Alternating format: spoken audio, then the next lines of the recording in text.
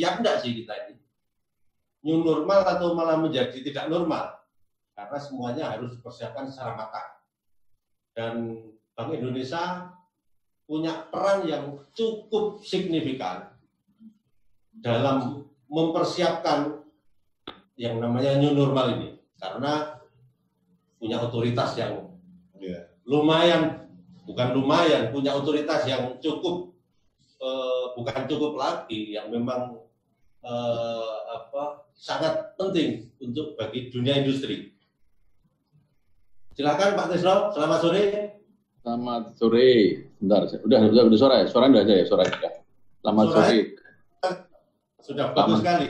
Ya, selamat sore Pak Bambang dan Bapak Ibu sekalian. Ini ada Pak Gus Agung ada di sini, Pak Kanjeng Mami, terima kasih. Ini ada saya mungkin nggak panjang sedikit, tapi tadi bagaimana kita bersiap bersiap menghadapi new normal. Saya mungkin sudah melihat, tetapi saya ingin kalau kita presentasi ada sesuatu ide atau breakthrough ataupun terobosan bagaimana Bali ini bisa bersiap menghadapi new normal ini. Ya supaya kita tahu kondisinya di Indonesia, supaya kita ngerti di Bali di mana posisinya. Ini gambar ini selalu saya sampaikan supaya kita semua di Bali memahami bahwa dari 34 provinsi, Pak, di 34 provinsi, Bapak lihat, ini pertumbuhan ekonomi di Indonesia. Jadi kuartal pertama Januari Maret kemarin tuh kita lihat semua merah, Pak, semua merah, hanya 2 Kalsel sama Papua memang dia menaik ya. Kalsel karena ada batu bara, Papua karena memang ada Freeport di sana ya. Itu.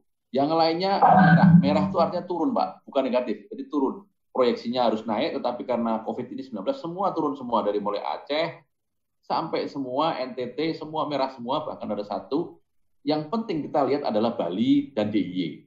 DIY minus tuh, dalam kurung minus, Pak, minus 0,17.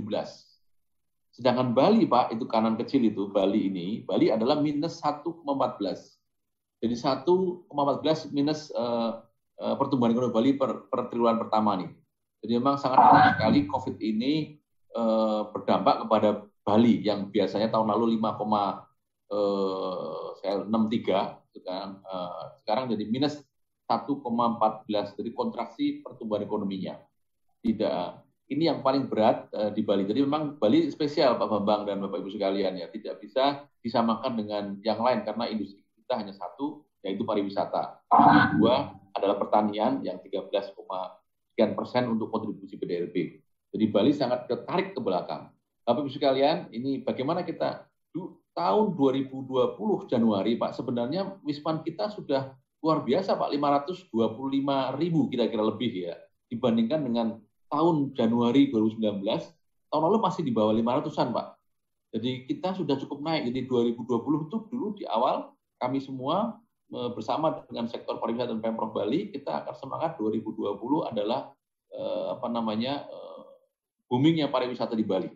Dari 6,2 juta yang tahun 2019 kita bisa menargetkan sekitar 7 jutaan, Pak. Namun begitu COVID masuk, maka kita langsung turun, Pak. Itu yang pertama. Jadi kita sudah sangat optimis, kita ingin agar Bali di 2020 waktu itu bisa tumbuh dengan baik, mungkin di atas 6% mestinya. Gitu.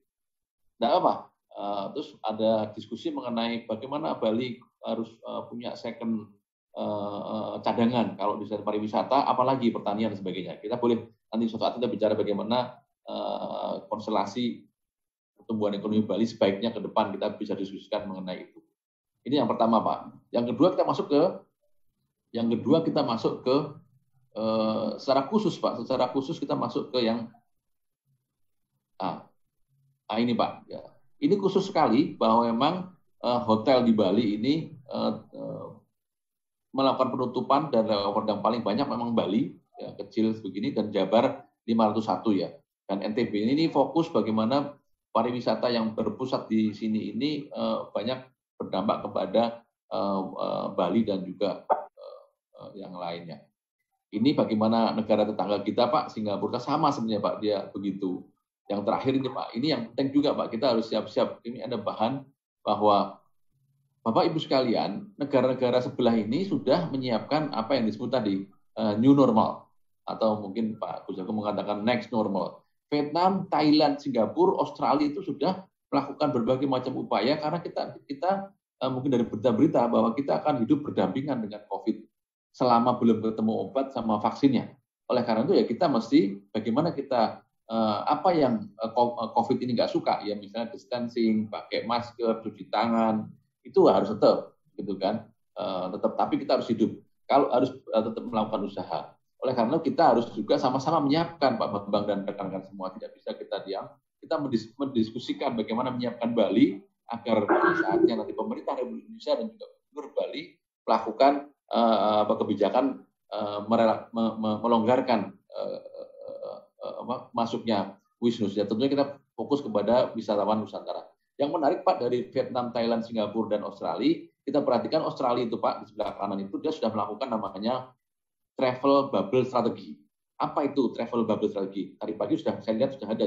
Jadi bagaimana antar negara yang sehat menurut dia, Australia dan New Zealand melakukan komunikasi, dia sudah aman masyarakatnya di sana dan tidak ada virus dua-duanya, ada pun sedikit. Mereka bisa bertukar wisman Pak di antara Australia dan di New Zealand. Dan juga dilakukan di Eropa juga Pak. Dilakukan beberapa negara Eropa yang sudah sama-sama percaya di antar negara, begitu Pak. Pikiran saya Pak, kalau mungkin tadi banyak sekali viral di WhatsApp ini bahwa bilang Indonesia belum siap dan sebagainya. Namun demikian kita lihat Bali mungkin berbeda dengan yang lain. Kalau dengan sangat bagus Pak Gubernur Koster dengan tim satgasnya sudah banget mengendalikan penambahan yang tidak terlalu banyak, tinggal menjaga yang sehat dan apa banyak yang sehat lama-lama flat dan turun. Itu juga satu kelebihan Bali dan Bali bisa possibility, saya pikiran saya tidak harus Indonesia dengan Australia misalnya, tapi Bali dengan Australia. Misalnya baru pikiran saya Pak. Karena nunggu Indonesia kan terlalu banyak, pasti orang bermacam-macam masing-masing provinsi. Kita Bali dengan Singapura, Bali dengan New Zealand, travel bubble strategi. Itu pikiran kita Pak, pikiran kita. Terus bagaimana dengan kita bagaimana menyiapkannya? Menyiapkannya begini Pak, menyiapkannya sedikit satu lagi nih, menyiapkannya adalah begini.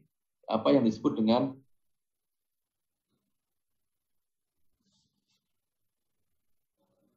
ini Pak, menyiapkan begini Pak, new normal nih. New normal, Bapak perlu tahu bahwa new normal itu nanti kita, ini hasil diskusi Pak, bahwa nanti pasca COVID itu preferensi traveler pada hotel berbintang dan mengutamakan aspek higien. Yang kedua, penerbangan langsung menjadi preferensi utama traveler, nggak mau mampir. Kesehatan dari perlintasan ke Indonesia diperketat. Preferensi aktivitas outdoor yang memiliki udara sejuk, self-driving dan private tour. Segmen pasar ya mungkin premium class ya, premium class tourism dan penguatan standar operating prosedur safety dan ini hasil dari sumber Palladium 2020 dan Bali. Ini kira-kira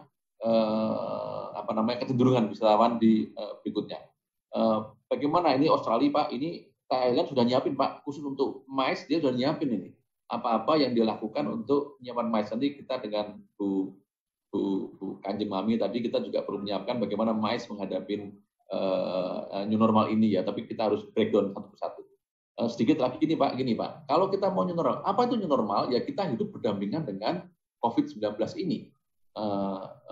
Environment-nya norma-norma baru, kita hidup dengan masker, kita hidup dengan distancing, kita hidup dengan cuci tangan, itu semua hal-hal baru dengan COVID.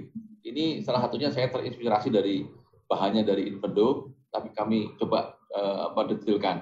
Jadi Pak, kalau kita mau new normal ini di dunia pariwisata, ya kita harus siapin Pak transportasi dari bandara atau dari Gilimanuk atau dari Padang Bae, bagaimana transportasi yang dengan protokol kesehatan yang sesuai dengan COVID-19.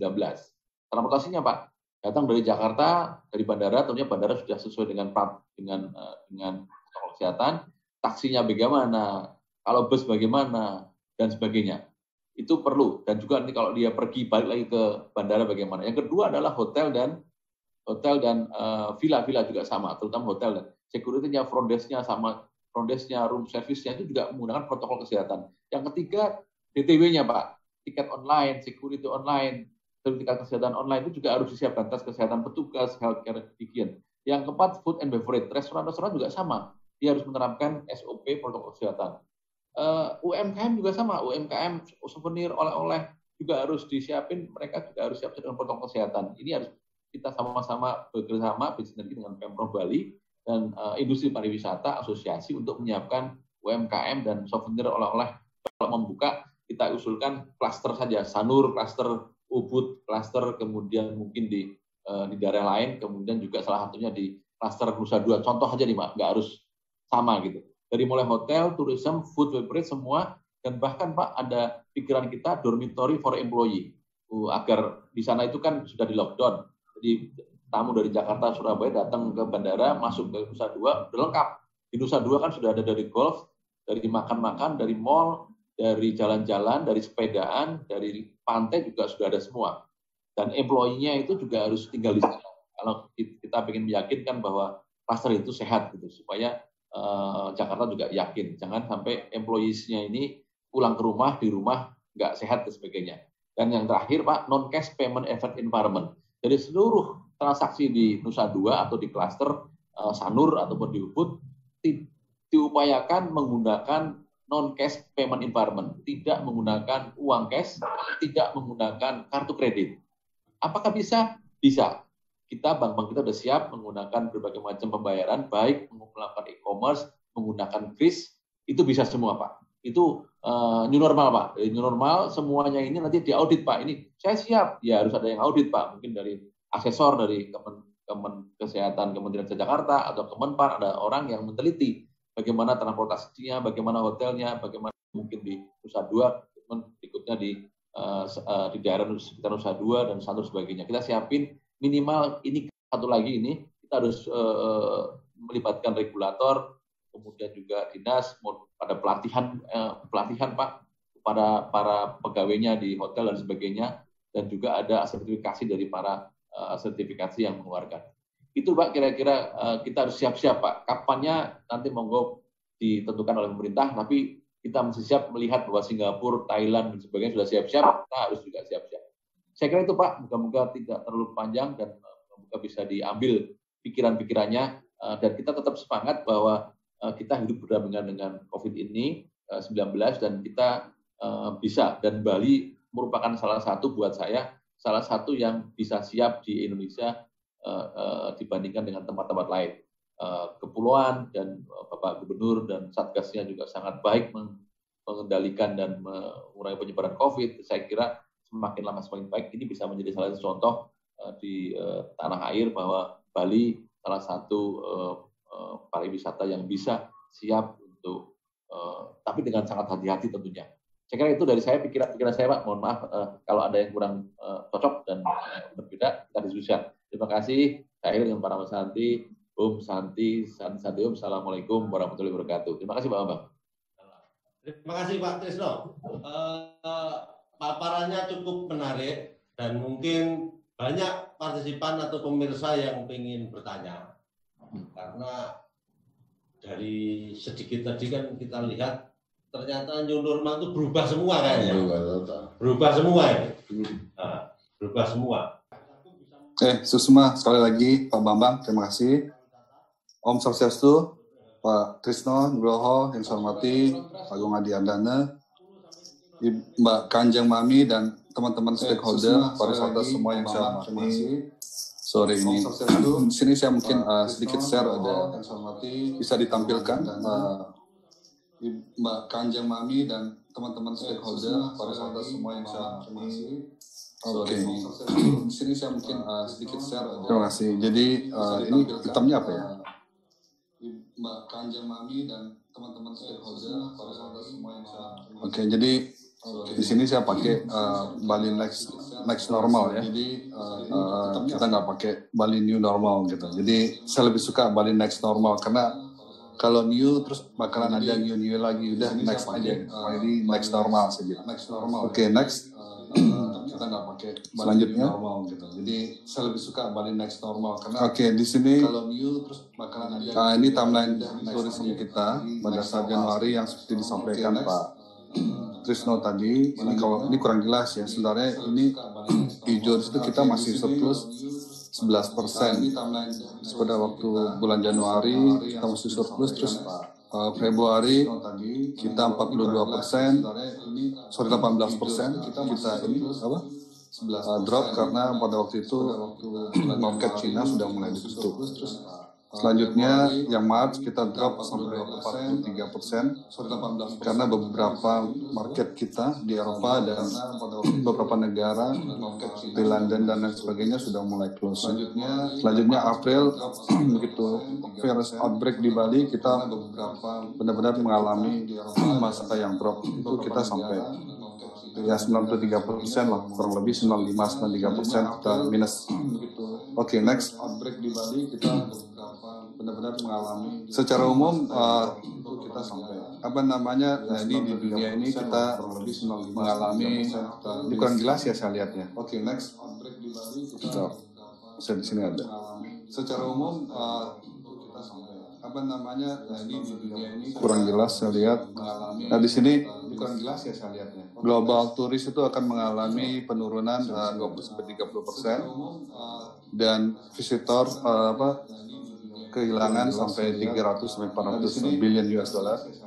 Selanjutnya yang ketiga ini adalah negara yang paling terdampak itu adalah Asia Pasifik ya, termasuk kita. Dan airlines yang mengalami kerugian kurang lebih 113 billion US dollar. Next ini adalah negara yang paling terdampak itu adalah Asia Pasifik. Ini adalah kalau jelas Anda melihat di sini presentasi saya sebenarnya jelas banget ini. Nah, di sini jadi di situ ada penerbangan yang aktif ya. Mulai bulan Juni apa aja disebutin di situ.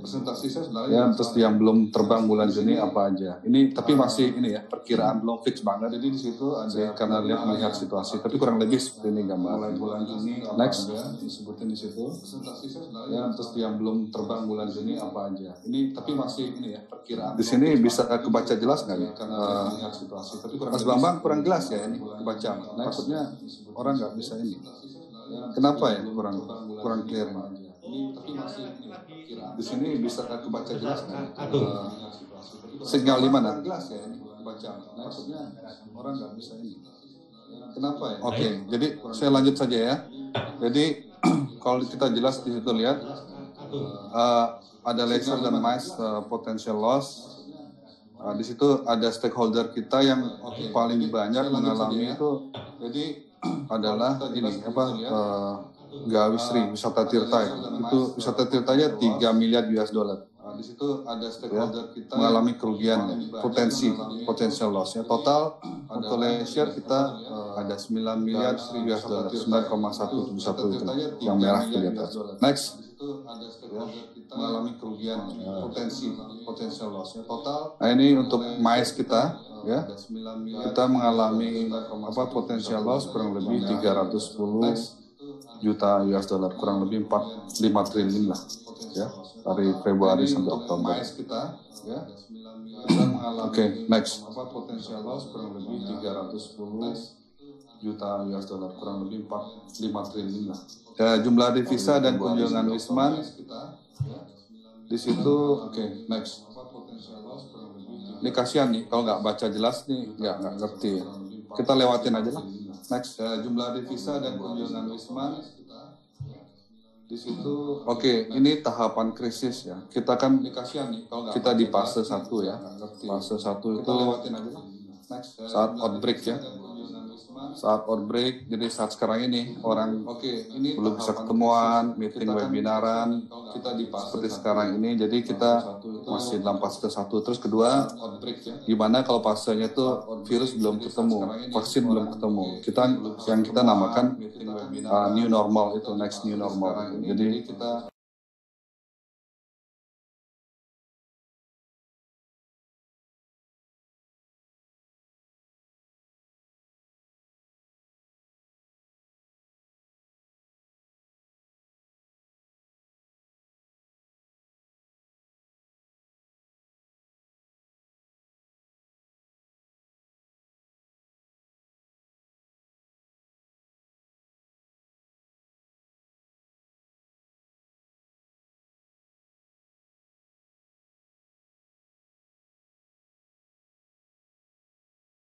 berarti sampai vaksin ketemu. Jadi akan Juni, Juli ya kita biarin aja lewat Juni, Juli sampai melandai. Agustus misalnya kalau kementerian kan bilang Oktober kan. Kalau dari dari tim di sini menyebutkan Agustus, mungkin kita bisa prediksi ya. Ini baru prediksi saya sendiri. Misalnya kalau kementerian Oke, next.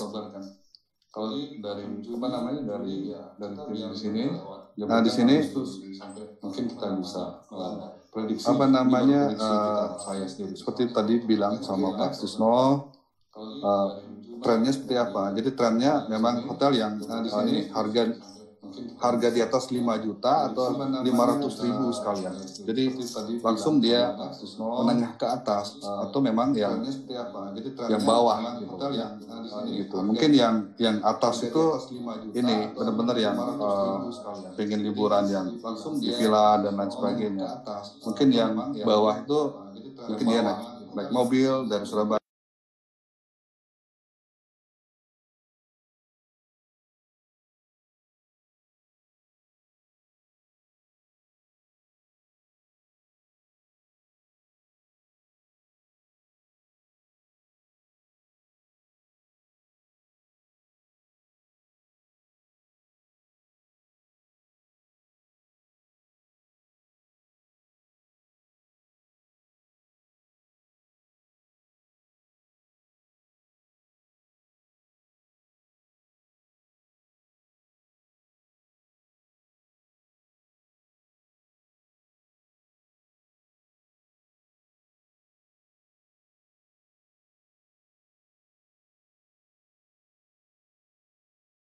Indonesia ya masih kesembuhannya di bawah dunia. Kalau bisa kita pakai Bali aja gitu loh, biar kita punya raport sendiri gitu. Kalau kita dicampur kurang bagus buat jualan.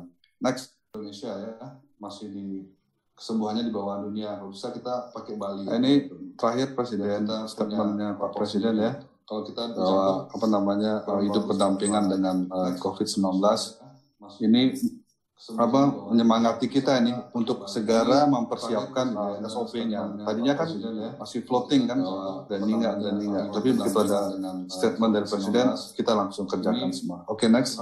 Menyemangati kita ini untuk segera mempersiapkan SOP-nya. Tadinya kan kita 10 stakeholder sudah menyiapkan statement dari Presiden, SOP-nya. 6 sudah kirim ke kita, ya. Tinggal kita ini rangkum saja semuanya. Sudah ada semuanya. Jadi dari bus, terus hotel, apalagi wisata tirta, dan wisata tirta ada Sipko juga ngirim tadi, udah hampir semuanya sudah ngirim untuk SOP-nya, tinggal kita rangkum saja gitu ya.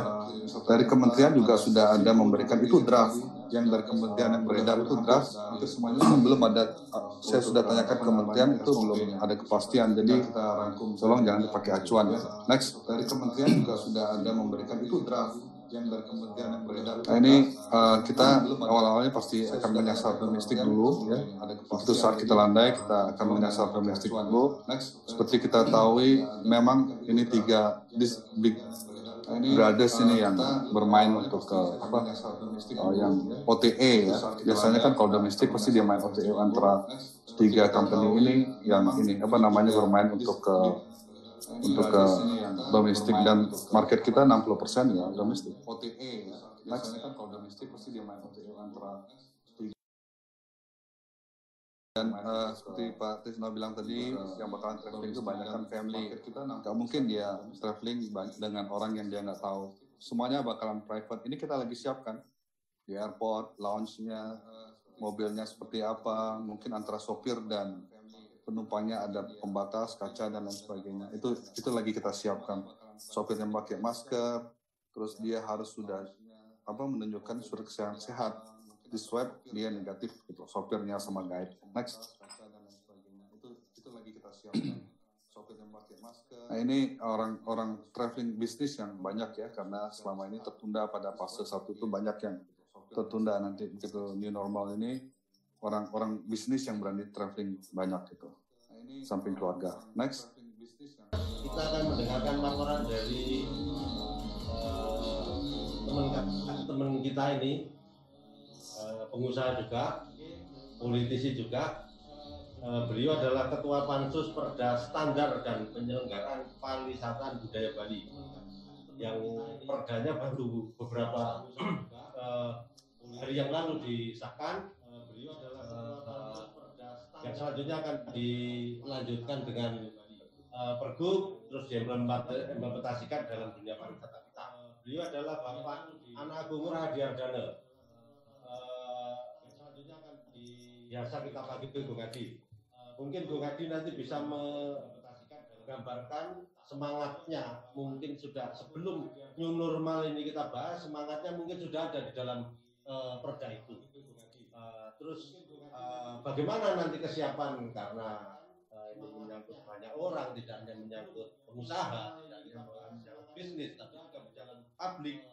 Bagaimana nanti pengawasan terhadap hal-hal itu supaya keselamatan ini juga terjadi pada wisatawan, juga kepada masyarakat kita sebagai pelaku maupun sebagai penduduk.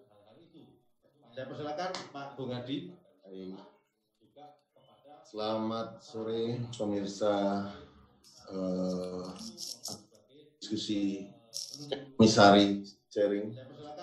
Selamat sore Bu Mami Sari dan Papi Sari, Kanjeng Mami dan Kanjeng Papi. Juga yang saya hormati Bapak Yono, salam kenal Pak Sari, Pak Sari, Kanjeng Mami dan Kanjeng Papi. Juga BI perwakilan Bali. Saya biasanya kenal Pak Yono, salam kenal apa namanya Pak BI, dengan kebetulan ini saya belum kenal. Iya, baru Pak. BI perwakilan Bali. Saya biasanya, jadi kalau saya dulu Pak Wiraguna Bagus Oker, nah itu kakak saya, lalu Pak Bimanto juga beberapa kali sering ketemu. Lalu Pak Gus Agung, selamat sore, dia adik saya juga, itu kakak saya. Jadi kebetulan ini kita beberapa kali diskusi. Lalu Pak Gus Agung, selamat sore. Nah, kalau saya memang tidak membawa suatu slide, jadi kita memaparkan saja situasi dan kondisi, lalu bagaimana Bali pada saat kami menyiapkan dalam standar memaparkan pariwisataan budaya Bali ini disertai dengan kondisi-kondisi yang terjadi pandemi ini. Jadi kita pariwisata memang kita sudah Bali pada awalnya adalah di Wuhan itu muncul pada Januari, jadi waktu namanya itu yang paling jelas adalah tahun baru awalnya adalah tahun baru Cina muncul pada Januari. Dari situ kita membayangkan pada saat itu dampaknya adalah hanya di tahun baru Cina, karena dia sudah melakukan segala macam, sehingga kita pada saat itu saya yakin kita membayangkan pada saat itu Pak Trisno juga sudah mengikuti mungkin rapat-rapat dengan Pak Gubernur. Kalau saya mungkin malam harinya saya pada saat itu insya Allah terkait dengan upaya-upaya seandainya endemi di Cina saat Gubernur. Kalau saya mungkin malam harinya kita agar bisa kembali membaik. Jadi Februari Maret kita sudah mulai terjadi gejolak dari penurunan tamu di Cina, dari Cina. Nah di sini ternyata pandemi itu meluas gitu loh. Akhirnya di seluruh dunia akhirnya menjadi pandemi. Dan Indonesia terkena juga. Dan untungnya kita di Bali ini masyarakatnya rata-rata menyadari bahwa situasi juga Bali ini memang sangat tergantung pada kita di Bali ini pariwisata. Jadi secara struktur ekonomi itu 60% kita bisa katakan dia itu terkait dengan pariwisata. Sehingga motivasi dari masyarakat di Bali itu lebih berbeda, itu mungkin di daerah lain. Dia itu terkait dengan. Nah, dalam pembahasan kami di Perda tersebut, tentunya juga kita melihat situasi kondisi, sehingga kita memahami situasi yang terjadi. Kami di ada kemungkinan akan terjadinya tatanan dunia baru. Jadi tatanan laksana kita lah yang baru, yang mesti kita juga tuangkan dalam suatu bentuk peraturan. Nah, peraturan daerah inilah yang kebetulan adalah suatu peraturan baru yang menggantikan peraturan, atau bukan menggantikan, melengkapi aturan yang lama. Jadi peraturan daerah mengenai kepariwisataan budaya Bali itu kan diakhiri dengan terbitnya peraturan standar dan penyelenggaraan aturan budaya Bali. Jadi secara konstruksi peraturan daerah yaitu adalah totality, menurunkan semua peraturan daerah sebelumnya yang kepariwisataan budaya Bali secara konstruksi dengan ditambah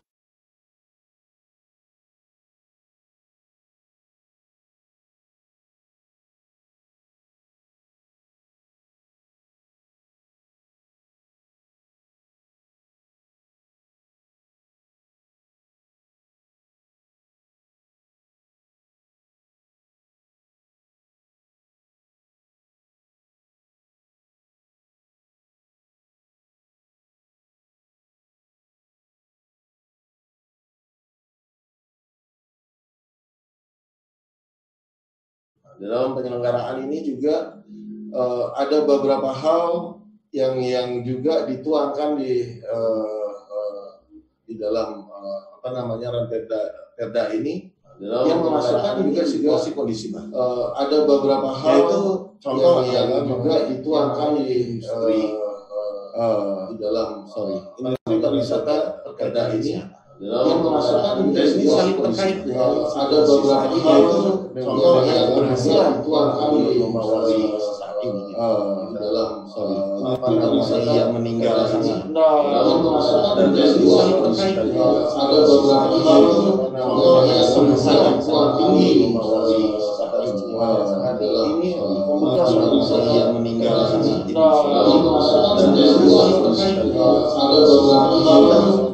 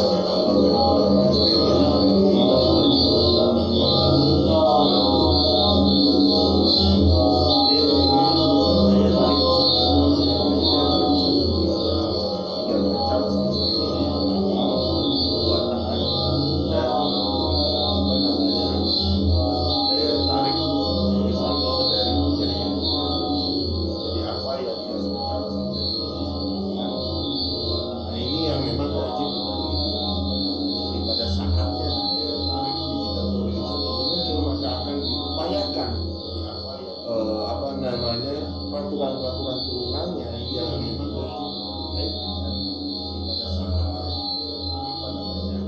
semacam kekayaan intelektual lah, walaupun ini adalah warisan legacy daripada menurun-temurun budaya.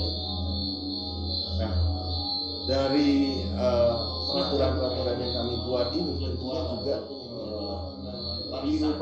mengupayakan pariwisata ke depan ini, pariwisata Bali dari peraturan-peraturan yang ada pola pariwisatanya, mengupayakan seperti yang diungkapkan tadi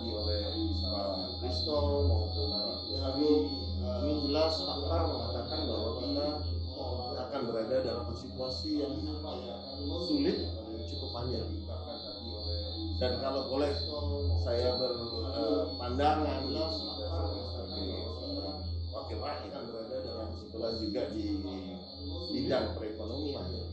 Disinilah dan kalau boleh pemerintah betul-betul harus memperhatikan, pemerintah pusat utama sekolah juga harus bisa lebih memperhatikan Provinsi Bali ini dengan kekhususan, sehingga apa yang menjadi seperti kita ketahui lah, kita tarik belakang lagi, seperti yang kita ketahui sejak tahun 2018 pariwisata ini sudah melebihi pendapatan devisanya daripada oil and gas. Jadi kalau di dalam catatan yang saya punya itu tahun 2018 wisata ini sudah melebihi, kita itu sudah menghasilkan 19,2 miliar US. Jadi kalau di dalam catatan, jadi di atas oil dan gas. Dan sementara Bali itu menyumbang 40%. Kita itu sudah menghasilkan Jakarta 30%, miliar US. Kepulauan Riau 20%, di atas oil dan gas. Jogja itu hanya 1,2, Bali itu menyumbang 40%. Agak keras pendapat juga dari proyeksinya. Jakarta beda Bali dengan Kepulauan Riau, jadi hanya 1,2%. Jogja itu hanya 1,2%. Di sini, dari sini kita bisa melihat proyeksi Bali secara pariwisata, real hospitality tourism leisure, hanya Bali dan Jogja. Sementara yang lain, Jakarta adalah bisnis seperti yang disampaikan oleh Pak Kesanto, bisnis mungkin tidak ada masalah. Bisnis tourism, Kepri juga bisnis tourism. Nah, yang lain dengan posisi struktur ekonomi seperti ini akan memiliki dampak yang sangat besar dan ditunjukkan dari pertumbuhan ekonomi. Nah, pertama saja sudah posisi ini sudah sangat mengerikan seperti ini. Nah, sekarang kalau kita kaitkan dengan Bank Indonesia sebagai penjaganya stabilitas mata uang kita, kan begitu, stabilitas mata uang kita itu mungkin mandatory utama dan tidak ada lagi oleh Bank Indonesia.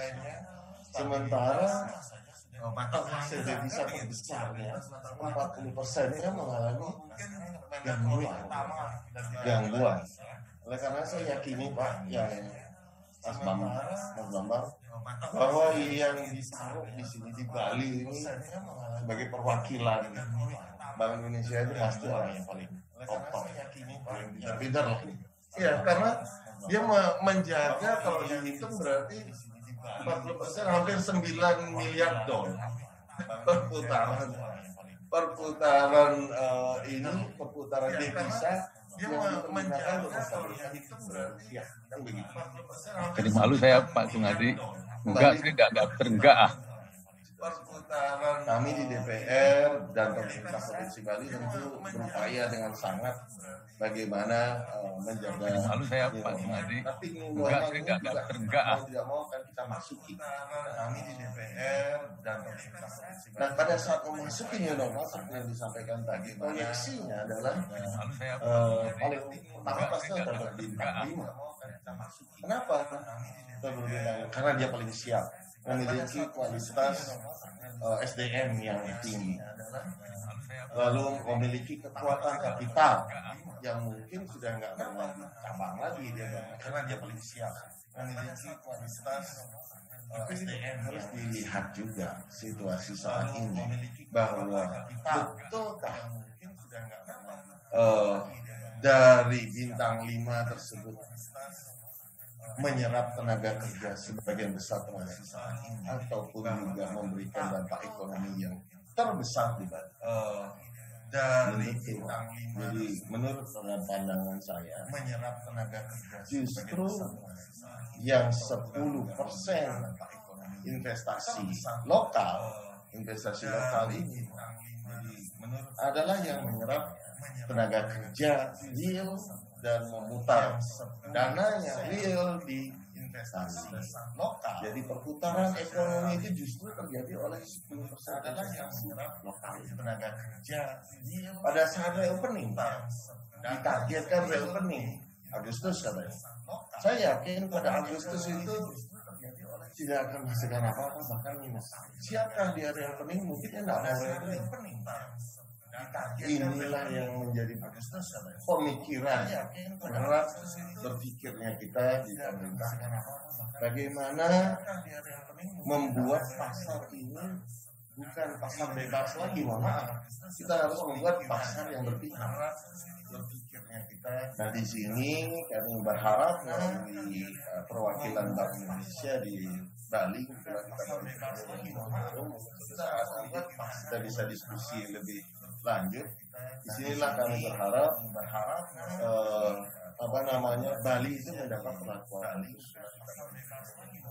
terkait contoh adalah pemerintah Republik Indonesia sudah mengeluarkan PP 23 tahun 2020 pada hari Senin lalu, tanggal 11 saya ingat, mengenai bagaimana nantinya pemerintah akan mendorong bank-bank agar memberikan modal kerja kepada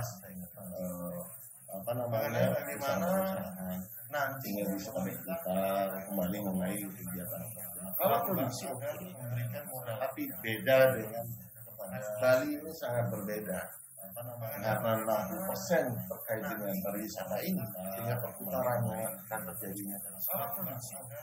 Jadi kami berharap mendapatkan kekhususan sangat berbeda. Jadi khusus dalam artian apa? Walaupun kita tidak berpikir seperti zaman krisis ekonomi pada waktu lalu bantuan likuiditas Bank Indonesia pada pasar primer, kita berbicara di pasar sekunder perbankan yang ada. BI harus mendorong pada pemerintah melihat harapan agar menjaga harapan devisa yang 19,5 miliar US dollar ini sebagai penjaga nilai tukar rupiah. Sebaiknya juga memberikan suatu keputusan likuiditas kepada khususnya untuk reopening modal kerja. Sederhananya kalau kita berpikir kan berapa yang akan kita dapat dalam 1 tahun, perusahaan kecil misalnya dia dapat 5 miliar 1 tahun gitu misalnya, paling sekitar 20%. Dengan grace period tentu diperhitungkan prediksi 3 tahun. Untuk Bali saja ini berbeda nih, kita berbicara untuk Bali.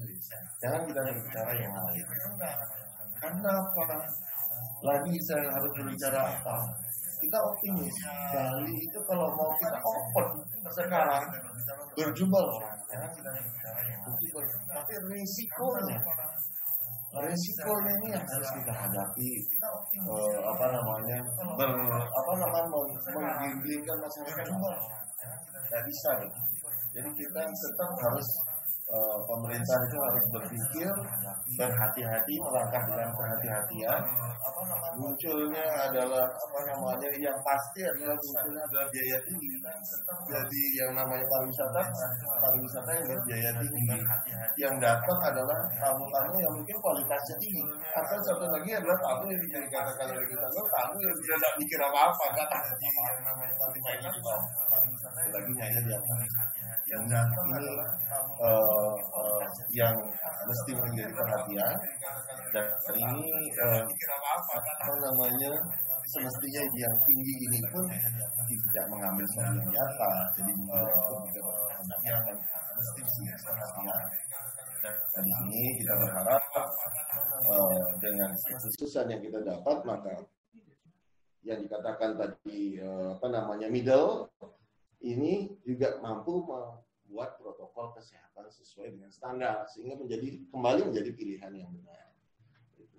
Nah, memang kita harus maklumi pariwisata, kami yakini kita berharap sih memang secepat-cepatnya untuk kembali, tapi tentu kita juga berharap tidak terjadi gelombang kedua yang justru akan lebih mematikan sesuai dengan pengalaman pada tahun 1918 contohnya. Justru yang paling besar kematian justru terjadi pada gelombang kedua, gitu. Bukan pada gelombang pertama.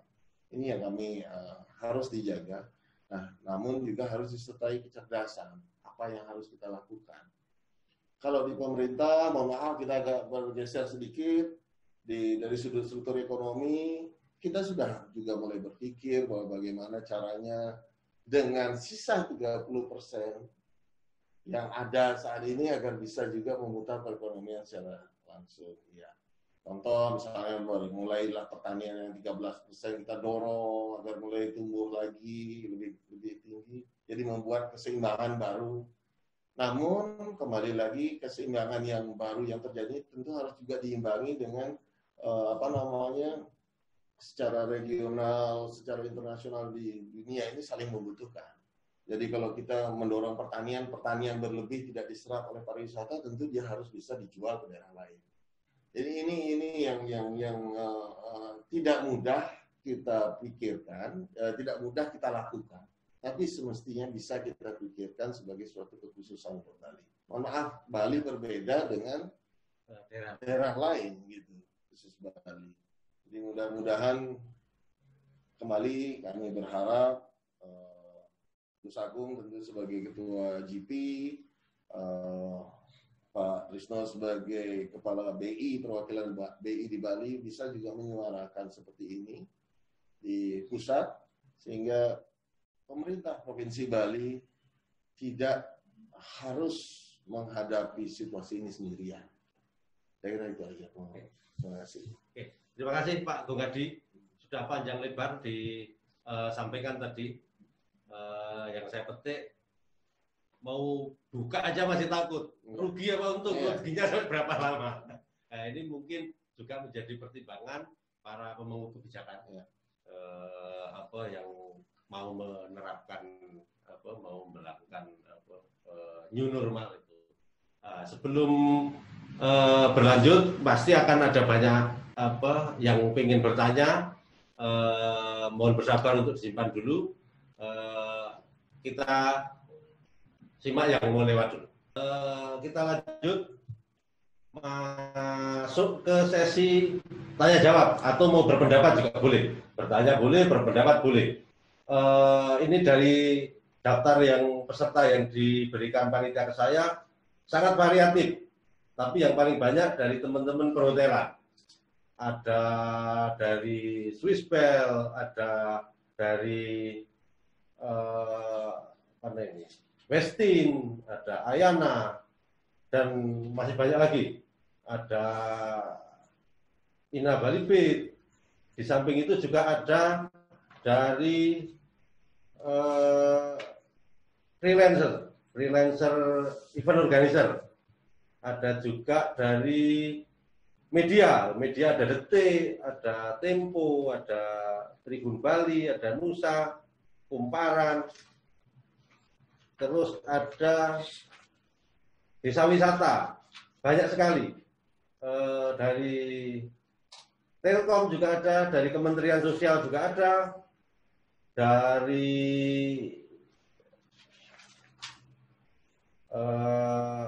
Kementerian Pariwisata juga ada, dari Warma Dewa juga ada, kampus banyak sekali. Mungkin akan ada banyak pertanyaan atau mungkin pendapat, saran, seperti yang saya sampaikan di awal. Saya akan mendeteksinya dari angkat tangan. Oke, ada yang sudah mengacungkan tangannya untuk mau menyampaikan pesan atau bertanya.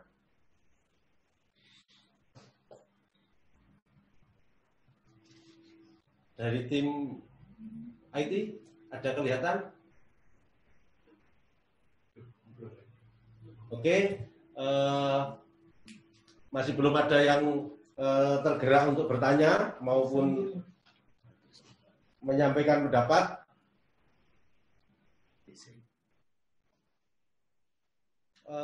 Sambil kita tunggu, beberapa tadi yang perlu di note adalah yang saya tangkap ya dari Pak Gung Hadi tadi, mungkin bisa ditanggapi langsung. Ini ada Imade Budi. Oh, ada dari mana? Mohon silakan memperkenalkan diri. Ada waktu Yeah. Selamat sore. Selamat sore. Yeah. Yang terhormat para narasumber, moderator dan penyelenggara, perkenalkan saya Imade Budi Arsika.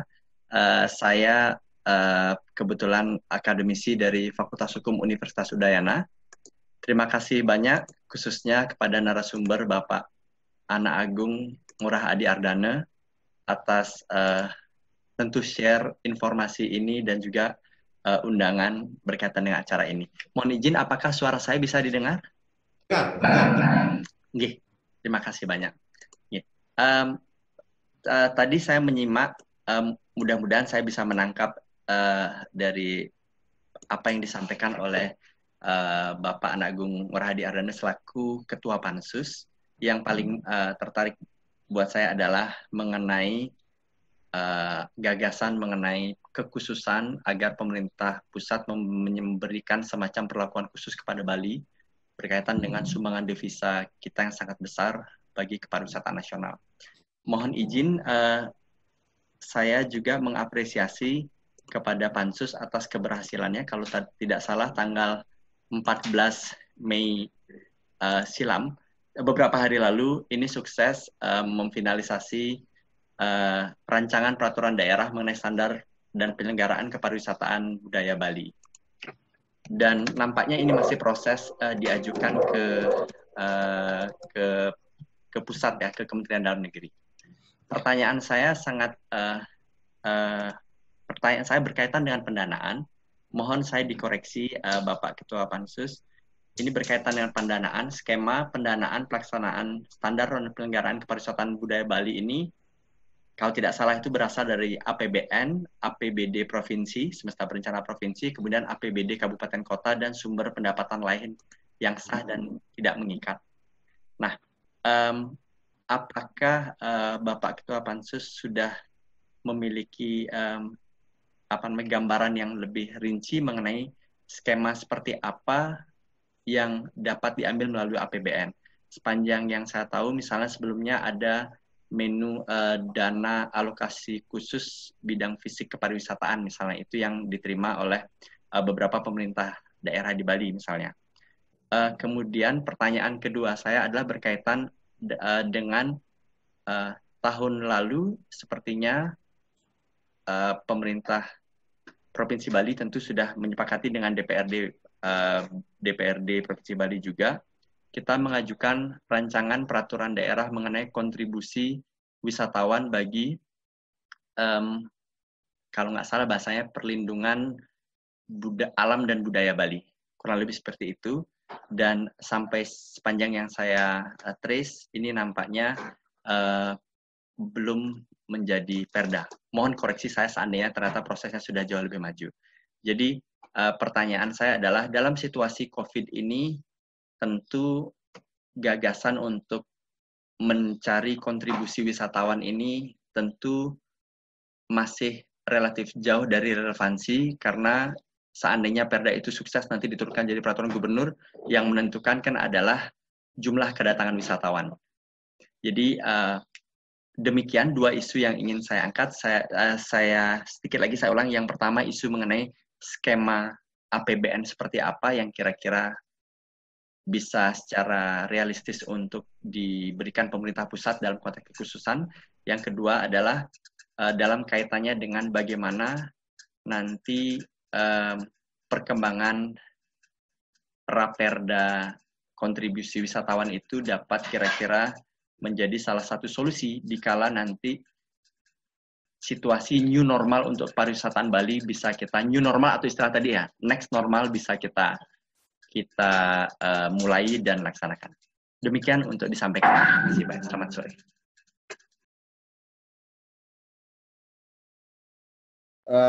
Terima kasih. Ini pertanyaannya menarik sekali karena orang akademisi juga. Jadi saya koreksi sedikit mengenai kontribusi tersebut sudah menjadi perda, Pak. Sudah disahkan pada akhir tahun 2000, masa persidangan keempat tahun 2019. Sampun menjadi kontribusi. Cuman saja memang di dalam perda tersebut kami tidak mendetailkan pola pungutan yang terjadi menyesuaikan dengan kebijakan dari gubernur. Cuman kita mendelegasikan kepada Gubernur Bali untuk melaksanakan hal tersebut. Nah, dalam kita sambung dengan Perda standar dan penyelenggaraan standar dan penyelenggaraan kepariwisataan budaya Bali ini, kita dalam suatu skema Perda ini kita memunculkan kita istilahkan yang namanya satu gerbang ini Informasi terpadu.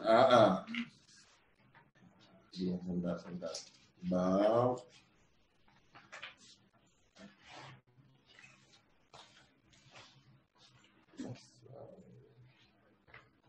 Saya tidak salah. Ini portal satu pintu pariwisata Bali. Jadi portal satu pintu. Di dalam portal satu pintu inilah nantinya kita mengupayakan ini membuat suatu sistem besar yang menggabungkan seluruh industri pariwisata dan daya tarik wisata ada di dalam sana, dan nantinya yang namanya travel segala macam juga terkoneksinya ke dalam satu portal, sehingga semua pola yang ada di Bali saat itu bisa melakukan si wisatawan ini bisa dipastikan kontribusi. Jadi contoh adalah begini, begitu dia masuk, kita berharap ini ke depannya adalah sebagai contoh adalah dia diberikan membership, semacam membership lah. Jadi semacam kartu loyalty Bali gitu. Mungkin juga dengan visa, sehingga karena mendukung pola yang bebas cashless kan. Nah, disitulah kita menggunakan semacam kartu, yang kartu ini dipakai untuk berbelanja, dan pada saat berbelanja ini tentu akan terjadi semacam kontribusi di dalamnya gitu loh. Inilah yang dipungut. Nah, sebagai contoh, misalnya tinggal di hotel A ini sebagai base-nya, dia memiliki UMKM yang terkoneksi gitu misalnya. Dengan transaksi-transaksi yang terjadi, dia pun juga berkontribusi kepada Bali. Dengan konsep seperti kartu kredit begitu, jadi visa, master segala macam kan yang memberikan fee juga kepada semacam begitulah, jadi kontribusi yang terjadi. Nah, lalu mengenai pemerintah pusat terhadap kekhususannya, ini memang seperti yang saya sampaikan tadi kepada Pak Trisno di situ, sebagai gawangnya dia menjaga Bali ini, tentu menjaga Bali ini sebagai penghasil devisa gitu, penyumbang devisa sehingga memiliki ketahanan terhadap mata uang kan begitulah. Maka Bali kita berharap mendapat juga support. Kalau di saat ini kita berharap mendapatkan support terkait dengan permodalan untuk mulai berputar kembali. Pada saat setelah kita menjadi sudah berjalan dengan new normal tersebut, tentu kita berharap support yang terjadi adalah support terkait dengan bagaimana memelihara adat budaya sesuai dengan konsep kita gitu. Jadi pariwisata budaya ini pendanaan bagaimana menjaga kelestarian budaya Bali. Banyak pola. Nah, betul dengan dana alokasi khusus ya. Pengembangan infrastruktur biasanya dengan dana alokasi khusus. Nah, sebaliknya juga ke kabupaten kota, kita juga akan men-sharing melalui pajak kendaraan. Misalnya kita men-sharing bagi hasil kepada kabupaten kota. Saat ini, inilah yang paling memungkinkan pendapatan asli daerah dari kabupaten kota ini dapatnya dari bagi hasil dari provinsi. Nah, ini kita berharap semua berkontribusi akhirnya, dan di kabupaten kota tentu juga bergaris lurus dengan kebijakan yang diterapkan di RPJM. Jadi RPJM kita menyebutkan mengenai selalu mengarah kepada berfokus kepada Satkerti, contohnya Satkerti. Jadi Satkerti itu 6 hal yang kita keharmonisan kita dengan alam. Nah tentunya disinilah kekhususan yang akan kita peroleh dari pusat, provinsi ke kota. Nah di dalam, kembali yang kita lanjutkan, di dalam rencana induk pengembangan pariwisata Bali di Ripda, itu kebetulan saya juga jadi sekretaris pansus yang dipecat saat itu. Jadi rame lah kasus itu. Nah di situ jelas di dalamnya bagaimana pengembangan yang terjadi di Bali yang kita harapkan.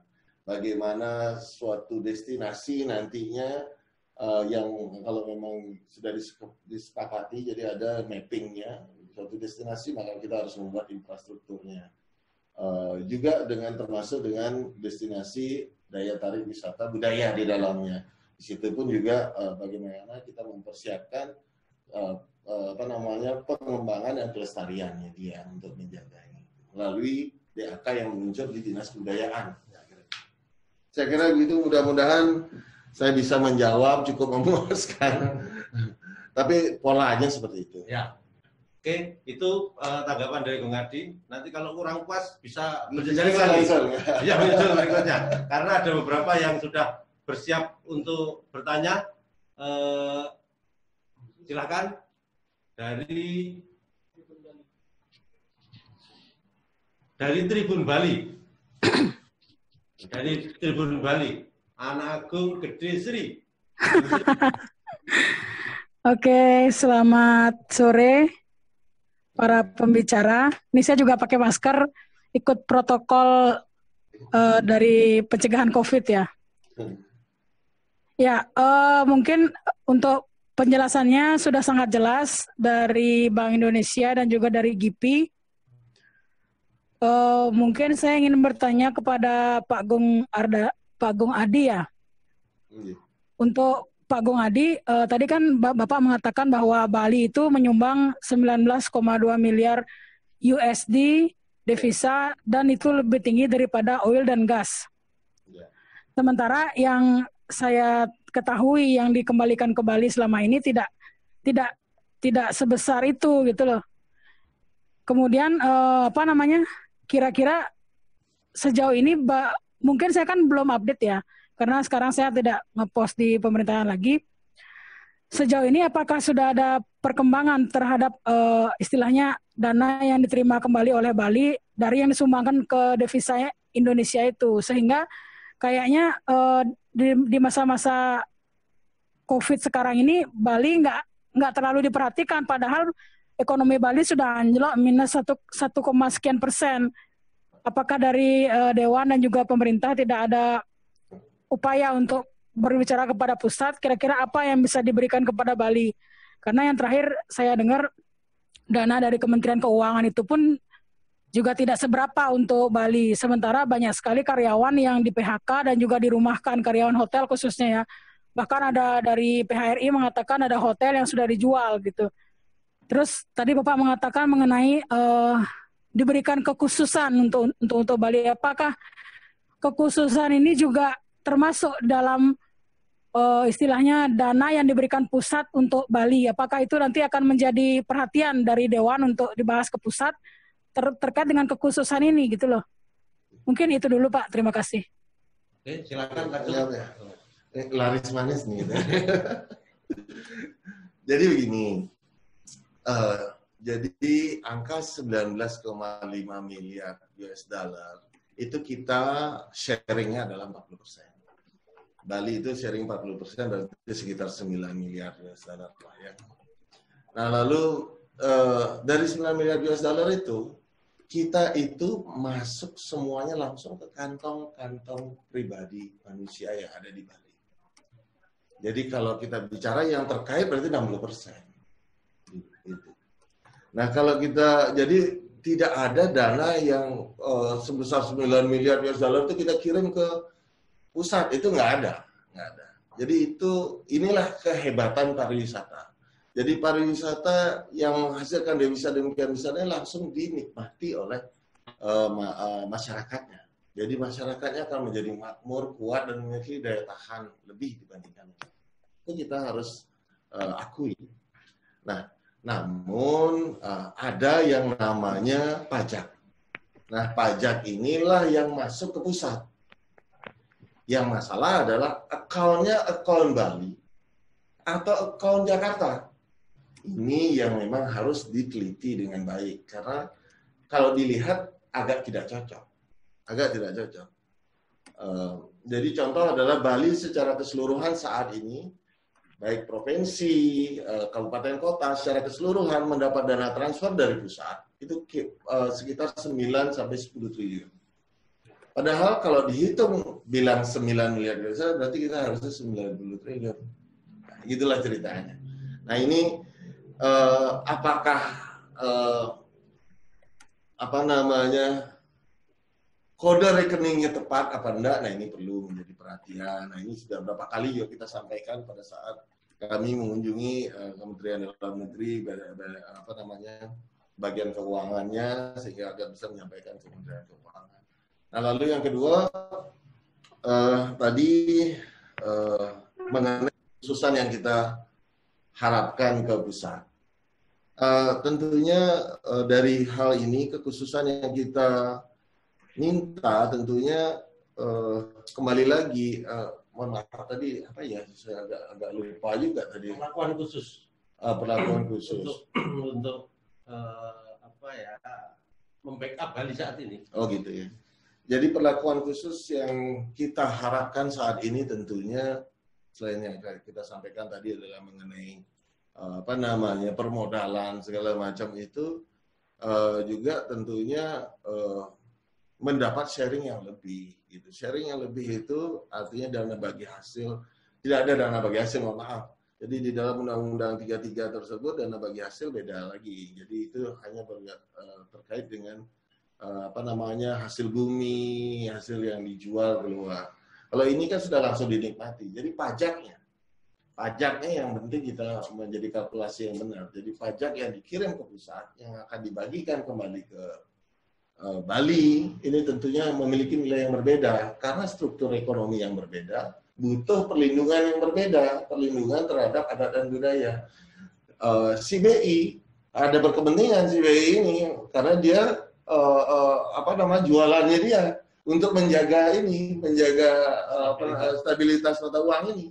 Nah tentu BI juga ikut bisa mendorong juga gitu loh agar bisa kita mendapat kekhususan baik dalam saat ini dalam permodalan juga dalam menjaga adat dan budaya itu. Itu sih yang kira-kira. Oke, Bung Sri sudah puas dengan jawaban Pak Hugadi. Dari Bung Sri kita beralih ke yang lain. Ada penanya lain bisa raise hand atau angkat tangan.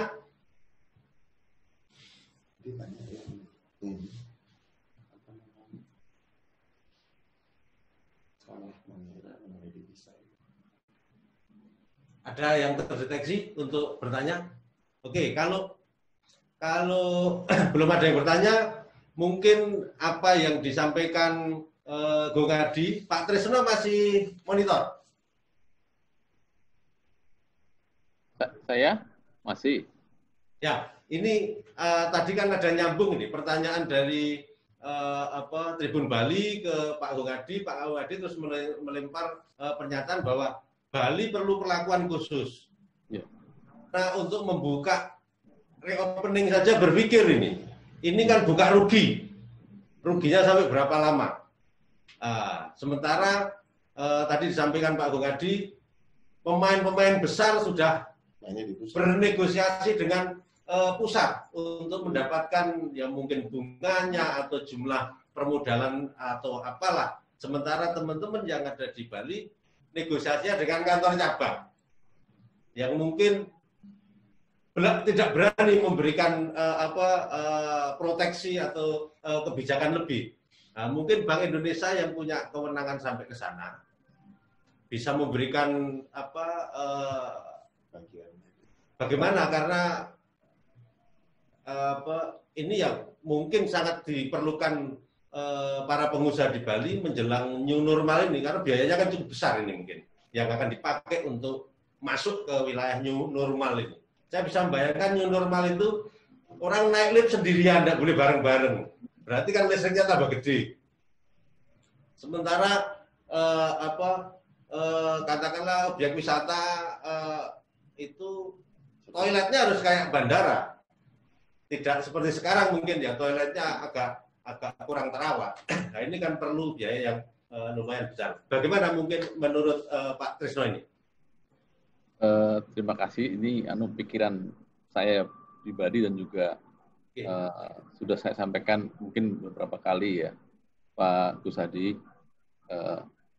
Sebenarnya kan gini Pak, PDRB-nya Bali itu, kontribusi PDRB Bali kepada Indonesia itu kan sekitar 3,25% sebenarnya ukurannya, tidak terlalu besar kalau dilihat PDRB-nya.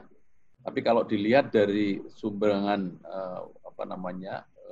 Wisman tadi Bapak mengatakan 40%, 6,2 juta, itu cukup signifikan untuk Indonesia, paling besar lah di antara Kepulauan Riau, Jakarta, dan Sulawesi Utara.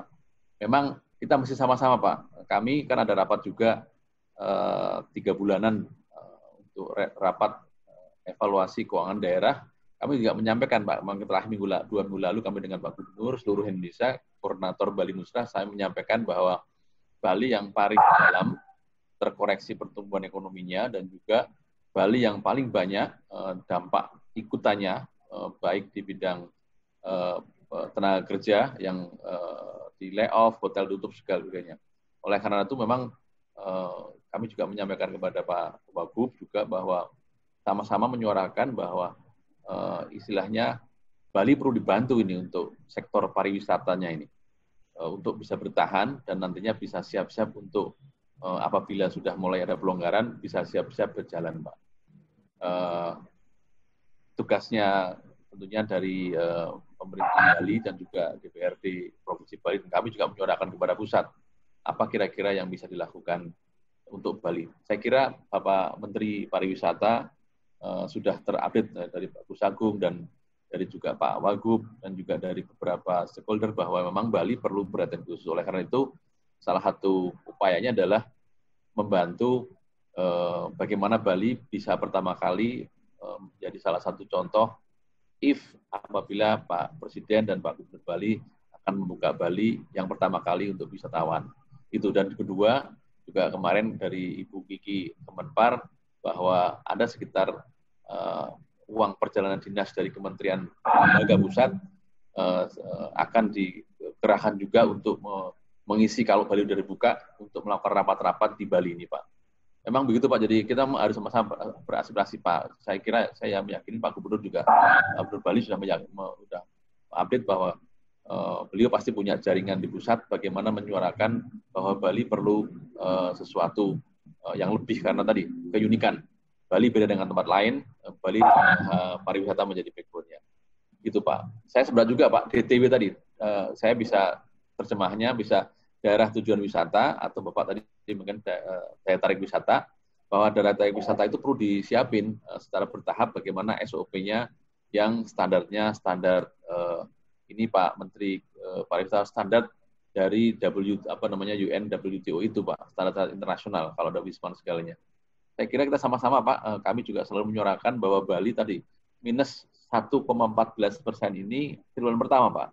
Triwulan kedua tentunya pasti akan dalam dari itu Pak. Pasti akan berkontraksi, akan lebih dalam lagi. Tentunya nanti kami juga akan menyampaikan terus bahwa Bali ini adalah spesial yang perlu dibantu. Dan saya kira Bapak Gubernur Bank Indonesia dan juga Dewan Gubernur menyadari ini. Dan tentunya dalam rapat-rapat dengan Pak atas Menteri pasti akan menyampaikan dari situ Pak. Jadi dari DPRD, dari Pak Koster, dari Bali juga, dari BI juga menyampaikan mengenai aspirasi bagaimana Bali perlu dibantu untuk start lagi gitu Pak. Saya kira itu Pak dari kami Pak. Oke, terima kasih Pak Trisno. Semoga upayanya berhasil. Jadi agak menggembirakan nanti bagi kawan-kawan pengusaha di Bali yang mau reopening kembali ke audien, ada yang mau bertanya ini, Bliwayan Agus Junaidi.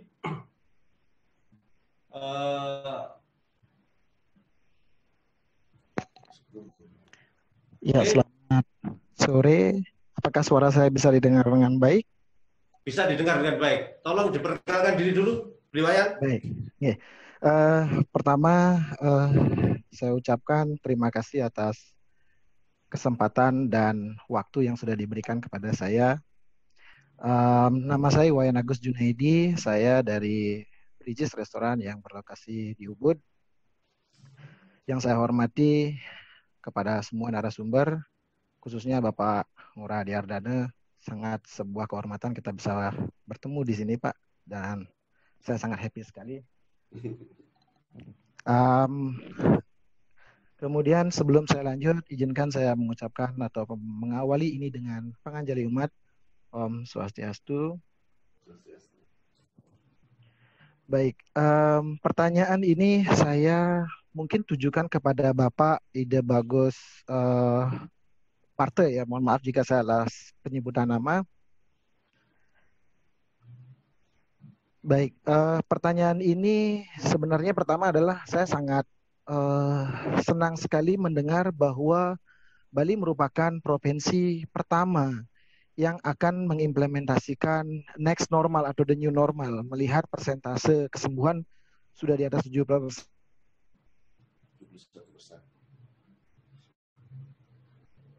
Sebagai pelaku pariwisata atau pegawai, menyambut sangat dengan happy dengan situasi seperti ini, kondisi kembali normal dan lain sebagainya.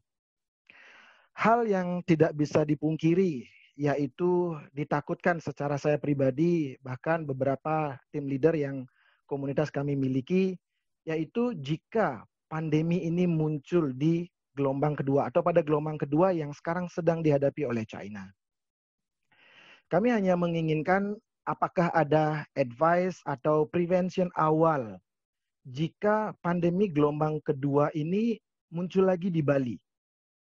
Nah, di mana saat ini kita sudah mulai mempersiapkan semuanya seperti the next Bali atau the next normal atau the new normal. Ada baiknya kami diberikan sedikit bahasanya kisi-kisi mungkin, atau hal yang sesuatu yang bagaimana caranya kita jika kamu menghadapi the pandemi yang kedua atau gelombang kedua, apa yang harus kami persiapkan dari sektor baik itu karyawan, baik itu dari sektor branding of produk dan lain sebagainya. Nah, itu saja pertanyaan saya. Terima kasih atas waktunya. Saya ucapkan, saya tutup dengan Prama Santi. Om Santi, Santi Om. Pak Gus Agung masih monitor?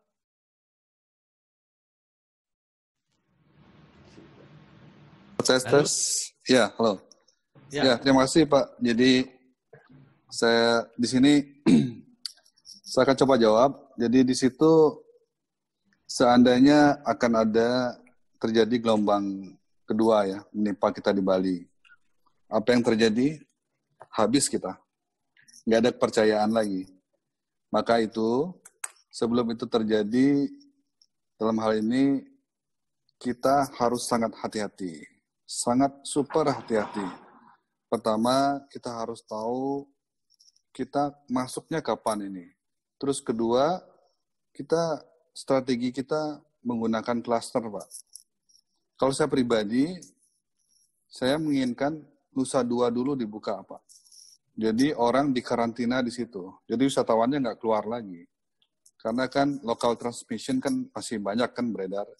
Ya, jangan sampai tamunya liburan di sini, terus main dia ke mana? Ke Gianyar, ke Ubud gitu, terus kena di situ. Terus pulang, nah nama kita jadi rusak. Jadi yang paling penting itu adalah benar-benar kehati-hatian. Kita harus modelnya klaster dulu kita buka. Misalnya Nusa Dua dulu yang dibilang tadi Pak Trisno tadi. Itu aja dulu. Jangan wisatawannya jangan keluar. Benar-benar daerah situ dulu. Nah, kita akan lihat coba berhasil nggak. Setelah itu berhasil, kita copy kemana misalnya. Ke Ubud, ya misalnya. Atau ke Sanur, misalnya gitu. Jadi kita harus coba-coba dulu. Kita karena nggak ada teori yang pasti mengenai ini. Makanya kita harus benar-benar sangat super hati-hati. Jangan sampai kita dianggap gegabah ya. Akhirnya masyarakat bukan kita takut disalahi. Artinya jangan sampai pariwisata tuh kesannya hanya mengejar uang saja, tidak memprioritaskan kesehatan lah. Kita dalam hal ini kan kesehatan yang kita tempatkan di depan, kita ekonomi nyusul di belakangnya gitu. Jadi maksudnya biar jangan sampai ini secara simultan lah gitu. Mungkin itu. Jadi saya tegaskan lagi, mungkin strategi cluster itu yang paling jitu untuk untuk mengurangi, untuk lebih amannya, lebih safe-nya. Jadi bisa saya ilustrasikan begini, wisatawan itu dari Jakarta dia udah seperti charter flight aja. Jadi sudah ada charter, seperti orangnya udah charter flight, orangnya udah jelas, duduk di pesawatnya udah jelas, hotelnya sudah jelas, mobil pun udah jelas, dia langsung masuk hotel, nggak keluar lagi. Begitu. Mungkin dia seperti karantina, tapi ada karantina kawasan, seperti itu. Jadi nggak keluar dulu dia. Begitu. Mungkin itu bisa yang saya kasih masukan. Mungkin saya bisa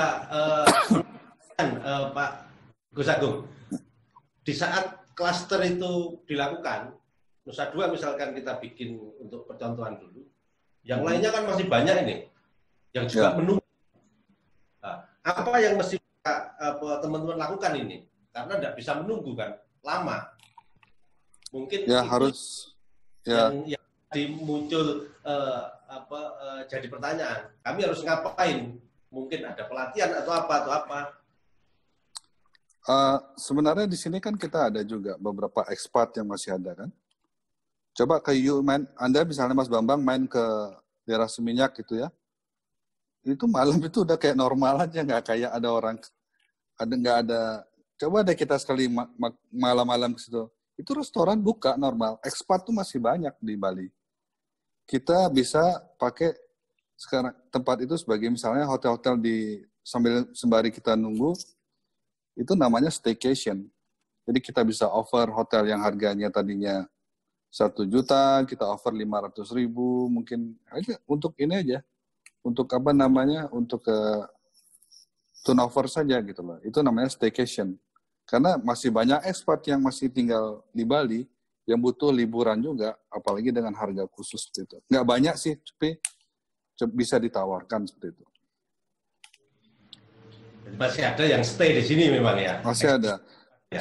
Saat ini tuh karyawan kita tuh bisnis ya maupun karyawan lebih membutuhkan pendapatan daripada pelatihan sebenarnya sekarang ini. Pendapatan, makanya kita kita harus pakai otak kita bagaimana cara kreatif lah.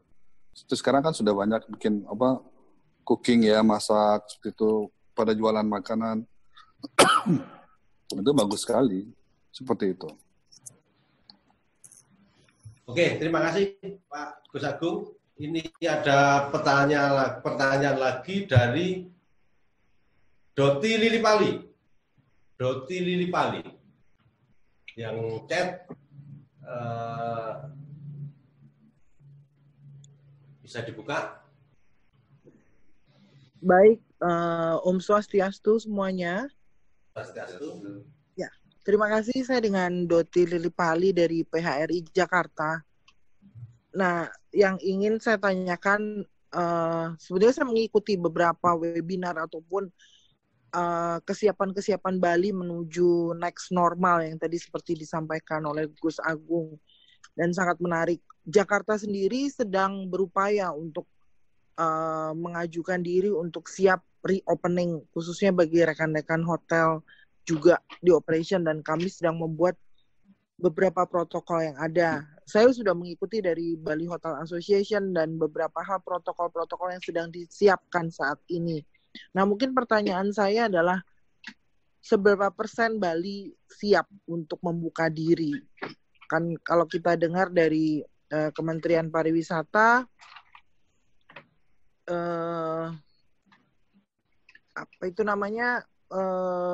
mulai akan dibuka di Oktober dan mungkin sudah akan diuji cobakan di sekarang ini sedang dipersiapkan beberapa kesiapannya. Bali sebagai hotel leisure, sementara Jakarta itu untuk bisnis hotel. Beberapa daerah di Jawa Timur pun sedang siap untuk reopening tanpa menunggu Jakarta siap dulu. Nah, kami sekarang sedang menghadapi pandemi. Kita dengar sekali bahwa kenaikan pasien positif ini meningkat tajam sekali. Dan ini tentu saja akan sangat berpengaruh pada banyak hal. Mungkin pertanyaan saya, kita selalu melihat kiblat sebagai Bali jadi tourism area ya. Pertanyaan saya mungkin yaitu berapa persen kesiapan Bali untuk membuka diri lagi. Tadi Gus Agung sudah menjawab kalau ada second wave will be that gitu. Tapi PR kita semua seluruh Indonesia, ini kan beban seluruh Indonesia ya. Bagaimana hal ini nggak terjadi. Cuma kalau dengan karakter masyarakat yang sulit sekali seperti ini, kita juga sedih gitu. Dan sementara banyak hal yang sedang dipersiapkan. Mungkin itu. Dan pertanyaan yang kedua mungkin lebih ke standar safety protokolnya ini sudah siapnya kapan? Kita tahu hari ini dari Kemenpar sudah mempersiapkan beberapa protokol untuk hotel, tapi itu pun sifatnya belum resmi. Apakah itu juga menjadi satu pembahasan juga? Itu saja sih. Terima kasih semuanya. Mohon maaf kalau videonya nggak bisa saya share karena saya dalam kondisi yang mungkin lokasinya nggak nyaman untuk video di open. Terima kasih. Baik, terima kasih Mbak Doti. Jauh-jauh dari Jakarta. Ini pertanyaan bisa dijawab oleh ketiga narasumber. Pertanyaannya berapa persen ini? Berapa persen Bali siap masuk ke new normal? Mungkin dimulai dari Pak Gus Agung yang membawai teman-teman pelaku pariwisata. Pertanyaannya berapa persen ini kita siap ini? Silakan Pak Gus Agung.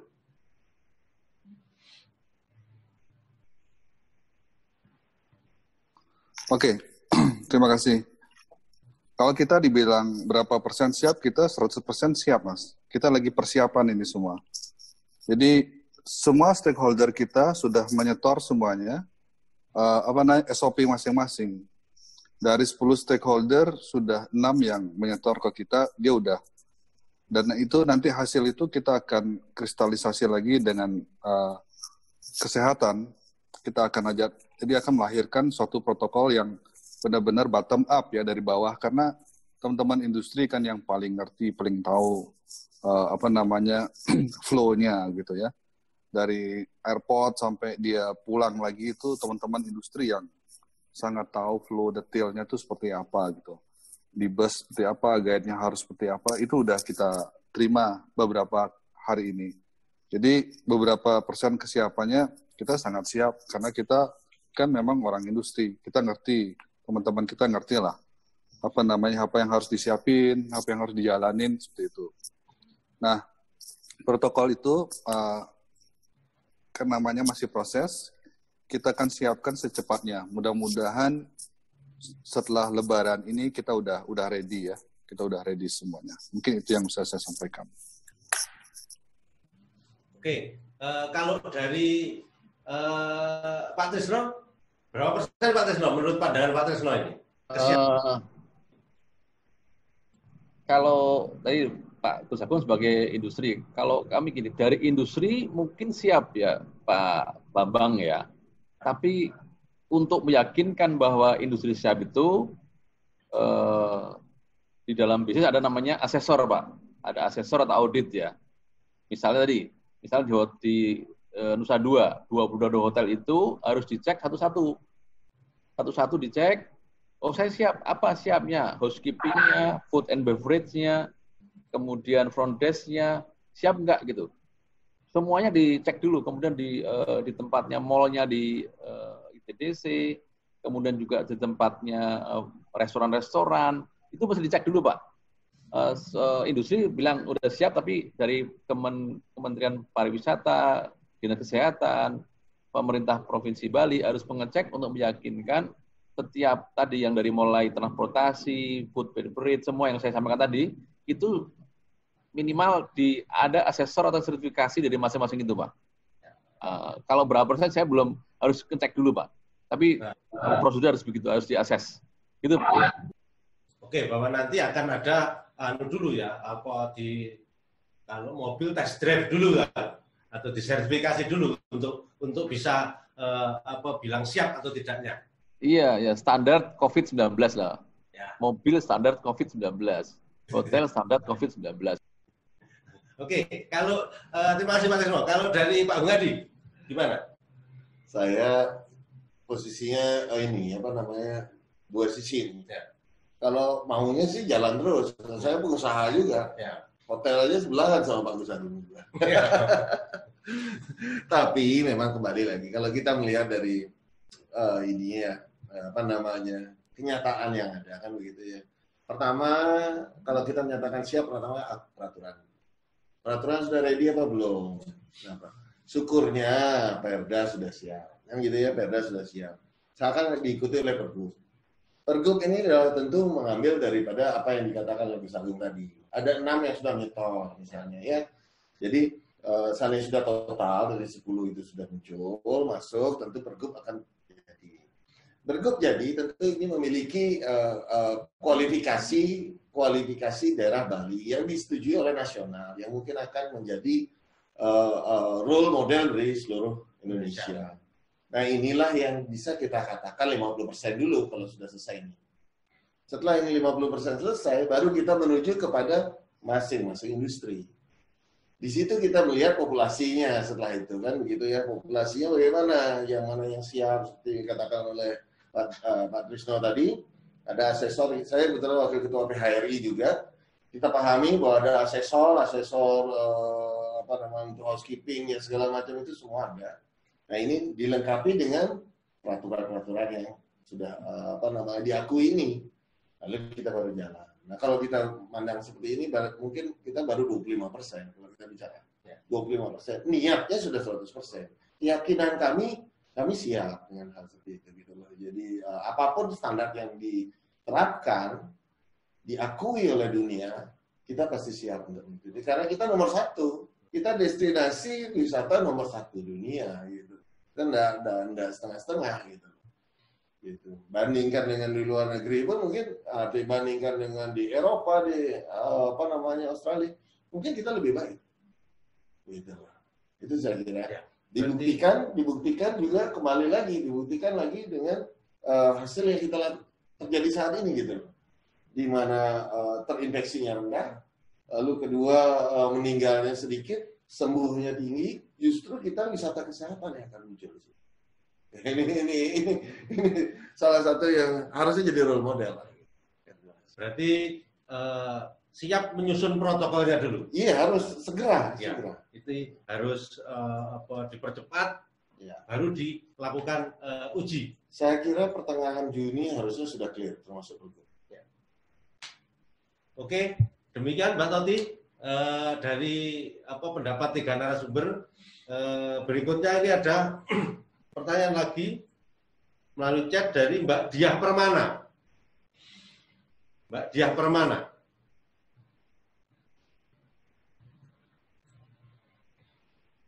Mbak Diah Permana online. Selamat sore, saya online, mohon maaf. Silakan nomor dulu Mbak Diah. Om Swastiastu, terima kasih banyak atas kesempatan yang diberikan. Yang terhormat Pak Trisno, kemudian Pak Gung Adi, dan Pak Gus Agung, terima kasih banyak atas pencerahannya sore ini. Barangkali saya belum memperkenalkan diri ya, saya Diah Permana dari PT Melali Mais. Jadi saya mungkin salah satu pelaku pariwisata di Bali lah yang bergerak khusus dalam bidang Meeting Incentive Convention Exhibition atau MICE. Dari pembicaraan kita sore ini mungkin saya lebih banyak ingin menyampaikan sedikit kekhawatiran ya dari apa yang kita tahu, bahwa melihat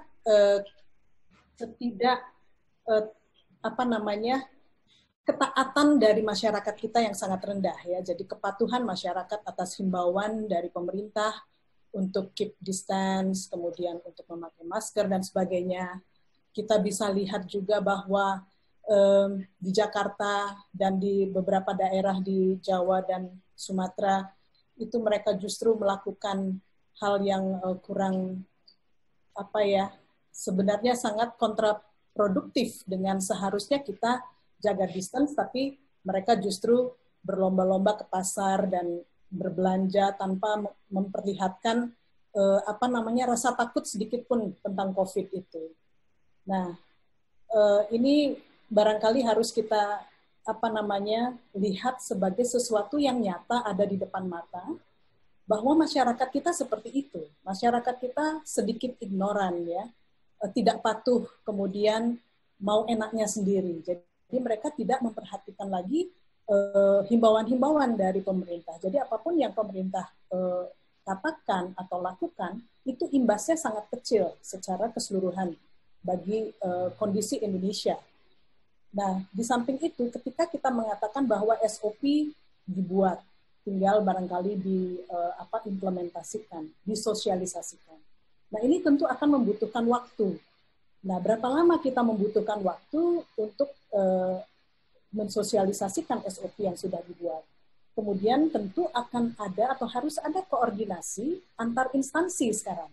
Instansi terkait untuk penyelenggaraan atau implementasi dari SOP ini.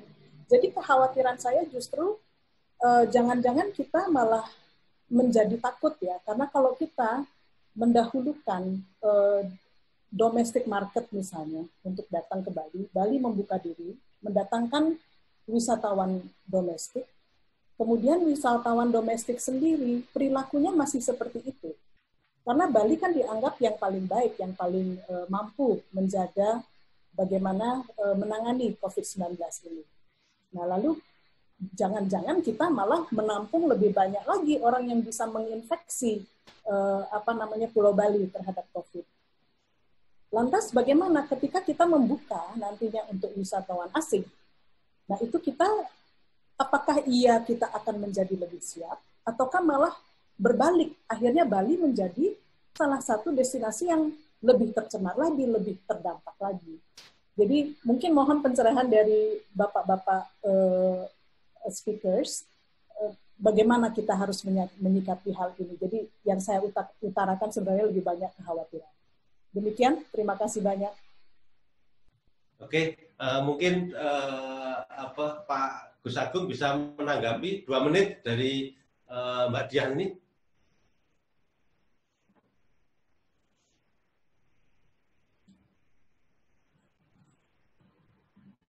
Terima kasih, Pak Dia. Ini kakak saya nih, kebetulan nih juga. Jadi sekarang kan sudah ada peraturan dari perhubungan ya, bahwa setiap orang yang masuk Bali itu harus swab. Mungkin itu juga hal yang bagus sekali ya. Itu akan sangat membantu kita dalam memfilter gitu. Di samping klaster itu tadi, jadi sebaiknya memang kita setiap orang yang ke Bali itu harus di swab gitu ya.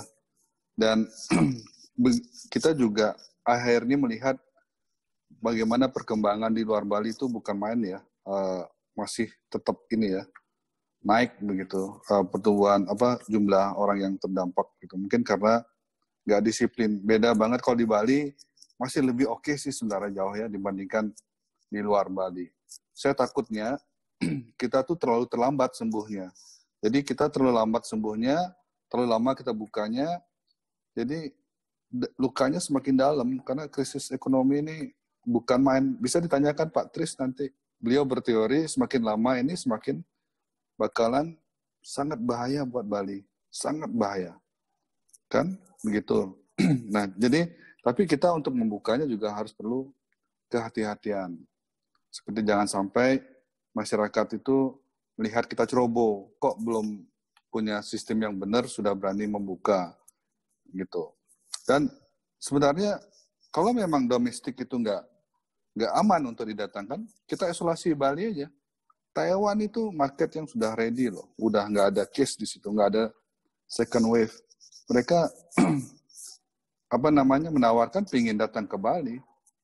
Coba cek orang Australia menempatkan Bali sebagai the best island after COVID-19. begitu. Ya, orang Taiwan juga begitu, orang Hong Kong semua pada pingin datang ke Bali. Tapi ya begitu, kalau misalnya domestiknya kita nggak layak untuk kita bawa ke Bali, ya mungkin lompat ke market ke regionalnya atau ke Asianya begitu. Mungkin Australia mungkin yang sudah sangat stabil, tapi dengan tentunya kita sudah mempunyai ini ya, sistem yang bagus juga di Bali. Mungkin itu. Jadi sekali lagi, swab itu penting banget untuk memfilter dan sangat membantu untuk membatasi ya orang yang kena infeksi datang ke Bali. Mungkin itu yang bisa saya sampaikan. Oke, itu dari Pak Gus Agung, mungkin Mbak Dia sudah cukup jelas ya. Sekaligus jawaban Pak tadi menjawab pertanyaannya Mbak Doti. Mbak Doti masih chat ini bertanya, apakah ada rapid test khusus untuk karyawan hotel dan yang mau datang pada saat nanti wisata dibuka? Ya, pasti tadi sudah dijelaskan oleh Pak Gus Agung bahwa bukan hanya rapid test, tapi sudah pada swab. Karena itu ya untuk melindungi yang datang dan juga yang mau didatangi. Artinya itu sudah menjadi standar baku ya, standar utama. Karena itu jadi alat utama untuk mendeteksi seseorang ini terinfeksi atau tidak, atau reaktif atau tidak, atau sehat sama sekali. Mungkin masih ada penanya yang mau menyampaikan pertanyaannya atau mau berpendapat. Kita masih punya waktu 15 menit untuk sharing. Ada operator yang kelihatan mau bertanya? Oke. Kalau tidak ada pertanyaan, saya minta untuk masing-masing narasumber untuk memberikan closing bagi kita semua. Mudah-mudahan acara ini bermanfaat dan wabah corona ini segera berakhir. Terus kita bisa beraktivitas secara normal, kita bersemangat lagi, kita bisa bersilaturahmi lagi dengan riang gembira. Mulai dari Pak Trisno, saya persilahkan untuk ngasih closingnya selama 2 menit, Pak Trisno.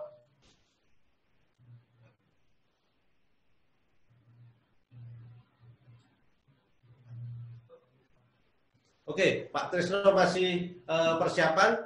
Mungkin ke Pak Gus Agung. Silahkan. Saya, yang paling penting ini adalah, sewaktu kita mengalami Gunung Agung dulu, yang paling penting itu adalah mitigasinya. Saat ini yang paling penting itu adalah dari kita industri adalah menyiapkan, membantu pemerintah SOP-nya. Itu kita lagi fokus di situ, jadi harap sabar ya. Kita jangan sampai SOP yang kita susun bersama ini nggak gigit gitu loh. Benar-benar harus benar-benar karena ini dibuat oleh industri, sangat ngerti. Jadi saya ini sementara ini sangat fokus di SOP. Mudah-mudahan harapan Pak Kakasa Gong Adi Juni ini udah bisa kita finalkan lah semua, di mana nanti Pak Gubernur yang akan mencop bahwa inilah SOP kita untuk Bali gitu, dan itu kita bisa bawa ke mancanegara. Terima kasih, Mas. Oke, mudah-mudahan kerja kerasnya bisa membuahkan hasil yang maksimal, Pak Gus Agung, di pembangunan pariwisata Bali, dan penuh dengan kehati-hatian, melindungi semua masyarakat dan alam Bali. Mudah-mudahan dalam waktu yang tidak lama bisa dilakukan sharing lagi hasil penyusunan protokol ini, sehingga masyarakat bisa tahu lebih paham dan paham lebih tahu, sehingga bisa mempersiapkan diri. Oke, sekarang Pak Trisno sudah siap. Mohon waktunya 2 menit untuk closing, Pak Trisno.